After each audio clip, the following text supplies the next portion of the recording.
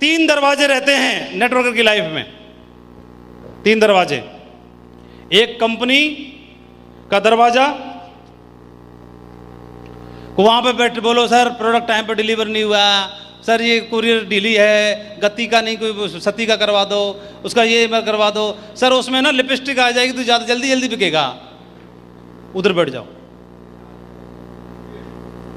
और दूसरा दरवाजा रहता है अपलाइन के घर के दरवाजा, सर एक लेग चल रही चलवा दो, सर ये करवा दो, सर वो करवा दो। और तीसरा दरवाजा रहता है प्रोस्पेक्ट के घर का दरवाजा। किसका? प्रोस्पेक्ट का दरवाजा, प्रोस्पेक्ट के घर का दरवाजा।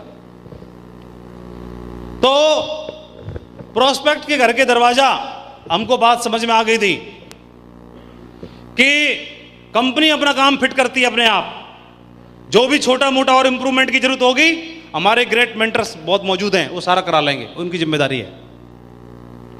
अपलाइन को क्या करना चाहिए क्या नहीं करना चाहिए, वो हमसे ग्रेट हैं, हमसे ज़्यादा समझदार है, हमसे बड़ी रिकॉग्निशन है, हमसे बड़ी टीम उनके पास है। और तीसरा दरवाजा हमारे पास है प्रोस्पेक्ट के घर का दरवाजा, जो दरवाजा हमको अमीर बनाने वाला दरवाजा है, वही कुबेर के खजाने को की चाबी दिलाने वाला दरवाजा है। और मेरे अपलाइन ने समझा दिया था कि प्रोस्पेक्ट के घर के दरवाजे के सामने खड़े मत रहना, वहां साला तंबू गाड़ देना, हिलना मत वहां से, हिलना मत वहां से, हिलना मत वहां से। और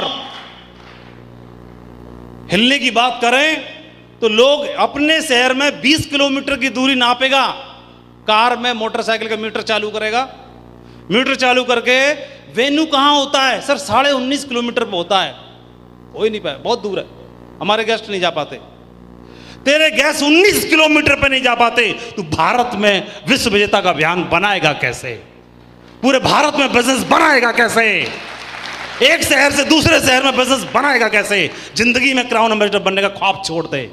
जिस दिन 19 किलोमीटर नहीं, अगर 1900 किलोमीटर पे भी अगर तेरे को प्लान दिखाने का जिस दिन जज्बा आ गया, उस दिन उसी दिन से क्राउन एम्बेसडर डन हो जाती है। कमिटमेंट चाहिए, कमिटमेंट चाहिए। पिछले टारगेट में टीम से डीडी गए 300, इस बार सर मैं अपनी मैया का बेटा नहीं, दूध नहीं पिया, फलाना नहीं पिया, बाप से पैदा नहीं, 3000 डीडी भेजूंगा। तेरा कमिटमेंट डीडी का नंबर बढ़े हैं बस, डीडी पहले 300 भेजे, इस बार 1 0 बढ़ा दी 3000, तो डीडी का नंबर्स बढ़ाया तूने, लेकिन मेरे कमिटमेंट का लेवल 300 पे उतना था, इस बार भी उतना ही है, डीडी नहीं बढ़ेंगे, तेरे नहीं बढ़ेंगे, डीडी का नंबर्स मत बढ़ा, तेरा कमिटमेंट यहां पर है, इस कमिटमेंट को उठा के यहां पे टांग दे, 3000 डीडी नहीं 3100 डीडी निकलेंगे, अपना कमिटमेंट बढ़ाने की आवश्यकता है। और जिस टीम से हम बिलोंग करते हैं, जिस सिस्टम से हम बिलोंग करते हैं, वहां पर ऐसे ग्रेट मेंटर्स हैं जो 18 घंटे का कमिटमेंट देने की ताकत रखते हैं। क्राउन एम्बेसडर बनने के बाद, डाउनलाइन में ढेर सारे क्राउन एम्बेसडर होने के बाद, आज भी 18 घंटे का कमिटमेंट रखते हैं। हमारे पूर्वज जब इस तरह का कमिटमेंट देने वाले हैं, विनर एटीट्यूड वाले हैं, जिन्होंने हमेशा इतिहास रच के दिखाया है, कंपनी में टॉप पोजीशन को हमेशा पिछले 16 साल से टॉप बनाकर बरकरार रखा हुआ है, तो हम कैसे हो सकते हैं? डीएनए वही ट्रांसफर होता है, ऊपर से ट्रांसफर होता है डीएनए। आपके ब्लड को टेस्ट करने की जरूरत है। मैं अपनी आईडी पर, अपने लेवल पर नंबर 1 क्यों नहीं, क्यों नहीं, क्यों नहीं? मेरे को दिमाग में एक ही बात घुस गई थी, मैं सिल्वर पर नहीं बना नंबर 1, गोल्ड पर नहीं बना, पर्ल पर नहीं बना, टोपाज पर नहीं बना, एमराल्ड पर नहीं बना, रूबी पर नहीं बना, डायमंड पर नहीं बना, लेकिन मेरे दिल में आग थी कि नंबर 1 बने रहना है।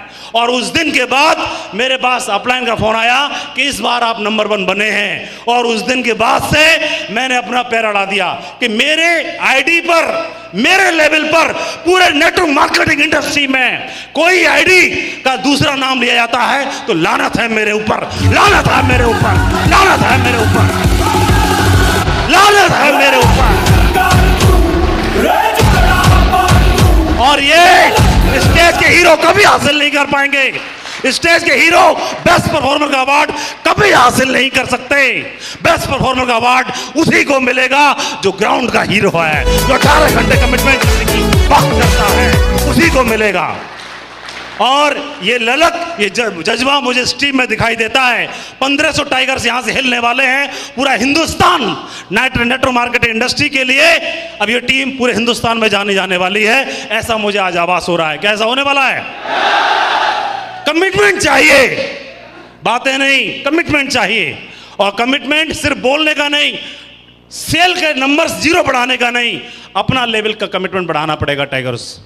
अगर ये कर डाला तो कंपनी में अगर 1000 टारगेट फाइट होंगे, कंपनी में अगर 1000 टारगेट फाइट होंगे, तो उस 1000 टारगेट फाइट होने में 500 आपके भी हो सकते हैं, 600 आपके भी हो सकते हैं, 700 आपके भी हो सकते हैं। कंपनी के हमने ऐसा करके दिखाया। कंपनी का पहला ग्रुप 168 लोगों को गया, 168 में 150 सर की टीम से थे। दूसरा ग्रुप 148 का गया, 148 में 144 सर की टीम से थे। तीसरा ग्रुप 145 का गया, 125 लोग सर की टीम से थे। जब सर ऐसा कर सकते हैं, आप लोग ऐसा क्यों नहीं कर सकते हैं? अपने लेवल पर क्यों नहीं कर सकते हैं? करके दिखाएंगे। ये कमिटमेंट चाहिए। बैठ जाओ। और ये बात मेरे को समझ में आई तो मेहनत किसी भी लेवल पे करूंगा, लेकिन अपनी आईडी जो मेरा लेवल है वो मेरे लेवल पर पूरे हिंदुस्तान में अगर दूसरे व्यक्ति को बेस्ट परफॉर्मर का अवार्ड मिल रहा है तो लानत है। पैसा तो कमाने के लिए बिजनेस में आया था, लेकिन सफलता का मतलब सिर्फ पैसा नहीं है, सम्मान भी है। मुझे पैसा भी चाहिए और सम्मान भी चाहिए। पैसा 2 लाख से ऊपर नहीं बढ़ेगा, कोई बात नहीं। सम्मान का ओहदा इतना बढ़ा दूंगा, इतना बढ़ा दूंगा, इतना बढ़ा दूंगा कि नेटवर्क मार्केट इंडस्ट्री में कमिटमेंट के बल पर किसी और का नाम आना नहीं चाहिए। जिस दिन आया, लानत है मेरे ऊपर। अपना कमिटमेंट देने के लिए मैं हमेशा तैयार हूं। एक बात, कमिटमेंट जिस दिन जिस टीम में आ गया, वो टीम को कोई भी दुनिया की दूसरी टीम जीत ही नहीं सकती, परास्त कर ही नहीं सकती। और मुझे ये ललक और ये भूख इस टीम में आज दिखाई दे रही है। मुझे लगता है आज सर का आशीर्वाद लेने के बाद ये टीम में इस बार पूरी कंपनी में जितने टारगेट फाइट होंगे उसमें सबसे चाहे एक ज्यादा हो, लेकिन हाईएस्ट टारगेट इस टीम से निकलने वाले हैं, ऐसा मैं देख सकता हूं।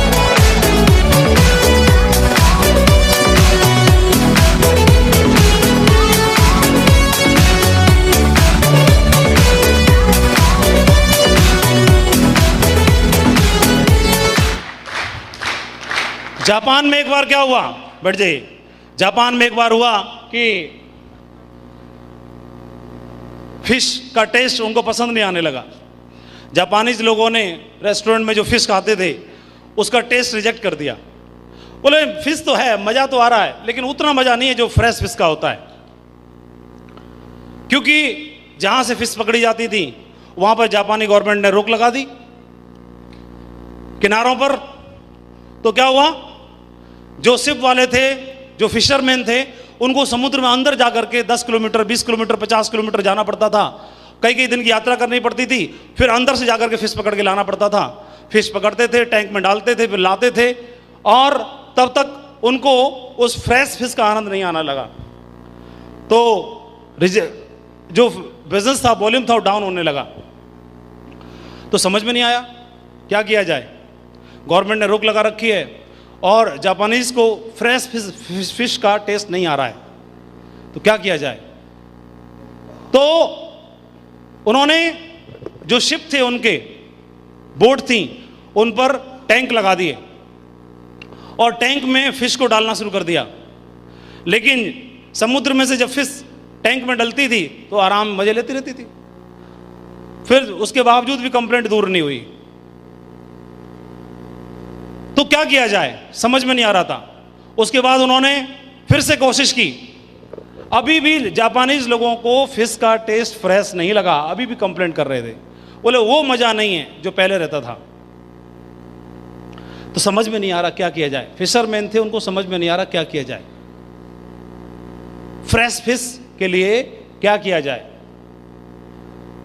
टैंक में डाल के भी देख लिया और वहां पर ला करके उन्होंने रेफ्रिजरेटर में डाल के भी देख लिया, और सारे प्रयास जितने उनको आते थे सारे करके देख लिए, समझ में नहीं आ रहा। तो किसी बुद्धिजीवी ने सलाह दी कि जो शिप पे जो आपने टैंक डाले हैं, तो टैंक में, पानी के टैंक में आप मछलियों को डाल देते हो, क्योंकि पहले नेट में पकड़ के लाते थे,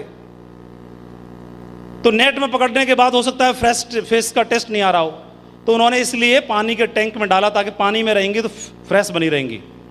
लेकिन पानी में फ्रेश टैंक में भी उनको मज़ा नहीं आया फ्रेश फिश का, तो किसी बुद्धिजीवी ने सलाह दी कि एक काम करिए, हर टैंक में एक शार्क मछली छोड़ दीजिए। क्या छोड़ दीजिए?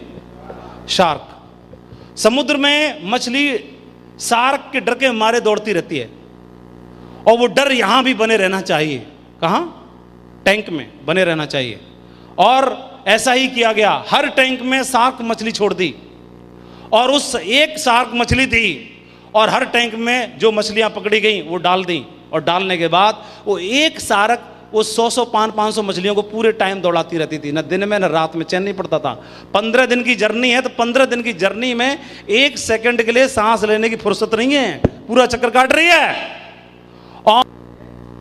और मैं हमेशा एक बात बोलता हूं, इस बिजनेस को यहां से करना है। कहां से? यहां से। यहां से नहीं, यहां से करेंगे तो ये पूछेगा सुबह 7 बजे उठने की क्या जरूरत है, ये बोलेगा कि 7 बजे 6 बजे 5 बजे उठने की जरूरत क्या है, ज्यादा फॉलोअप करने की जरूरत क्या है, ये लॉजिक देगा। और ये भी समझाएगा कि 2 लाख रुपए का चेक बनने के बाद एक्स्ट्रा सेल भेजने की जरूरत क्या है, बेकार तो जा रही है। टारगेट मेरा फाइट हो गया, अब और फालतू जरूरत क्या है, टारगेट की क्लोज, टारगेट मेरा फाइट नहीं हो पाया तो फिर डीडी भेजने की जरूरत क्या है, रोक लेता हूं, नया आने के बाद भेजूंगा, ये लॉजिक देगा। और हमारे मुंह से एक बात निकलती है जो अपलाइन ने बताई है, इस बिजनेस को यहां से करना है। यहां से क्यों? यहां से इसलिए क्योंकि जब तक आपको खुद को भरोसा नहीं है, जिस बिजनेस पे, जिस धंधे पे आपको खुद को भरोसा नहीं है, तो दूसरे को क्यों फंसाते हो? मत फंसाओ। ये बिजनेस यहां से करना है, और तब तक नहीं करना जब तक यहां से क्लियर ना हो जाए, तब तक करते रहो इंक्वायरी, करते रहो वेट, और जिस दिन क्लियर यहां से हो जाए, मैं यही बोलता हूं कि अगर यहां से भरोसा ना हो तो किसी को फंसाना मत, और यहां से जिस दिन भरोसा हो जाए किसी को छोड़ना मत, किसी को छोड़ना मत। यहां से करना है, साधारण काम नहीं करना, इतिहास लिखने के लिए काम करना है। पहले मौका नहीं था, ये मौका मिला है, इतिहास लिखने का मौका मिला है। शुरुआत अपने घर से की जाएगी, अपनी आईडी पे की जाएगी, रिकॉग्निशन लेवल पे की जाएगी, बेस्ट परफॉर्मर अवार्ड से की जाएगी। हर वो काम करना है जो काम साधारण बंदा नहीं करता।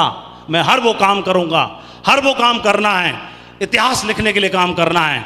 और आप पिछले टारगेट में 1.5 लाख से ज्यादा सेल हुई हैं ग्रीन, जरूरत नहीं है 1.5 लाख की, इस बार 3 लाख को क्रॉस करेंगे, 3 पे भी नहीं रुकेंगे, अगली बार 5 को क्रॉस करेंगे, और 10 लाख 3 महीने में जाएंगी। हम तब भी रुकने वाले नहीं हैं, हमको संतुष्टि नहीं है, हमको हर वो काम करना है जिस काम को करने से इतिहास लिखा जाना चाहिए।